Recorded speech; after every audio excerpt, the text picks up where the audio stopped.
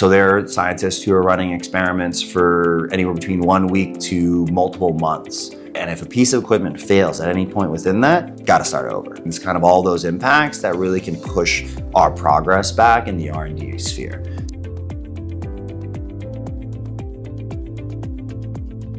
I'm Ian, I'm an operations specialist too, and I work at Beam Therapeutics. Beam Therapeutics is a biotech company based in Cambridge, Massachusetts. We transitioned from a different IWMS software to OpenBlue. And one of the biggest pulls for that was a better asset and maintenance tracker. So all of this data can now live seamlessly in one location instead of across 4 or 5 different spreadsheets. And our hope is to track life cycle of equipment better than we were before. So having that predictability or that understanding is incredibly important for our research lab ops team.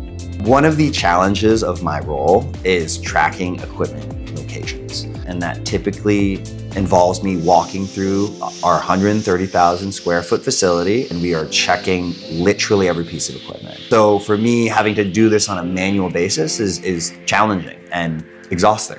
We now have the ability to set up and identify equipment and where it's located. And so now I can check an asset tag and I can adjust it and move it to the space that it's in. No longer myself clicking and dragging or redrawing or removing equipment from my personal PDFs. It does a couple things for us. One, it saves me a bunch of time. The second thing is we are now enabled to allow our technicians to go in, they can notice if an asset has been shifted or moved or a different department's utilizing it, and they can manually change that data. Now we can do our best to try to flip the script and be a little bit more proactive. And we are now able to present to our department head, to leadership, hey, how much are we actually doing and how much are we actually maintaining so that the space can continue functioning as it is?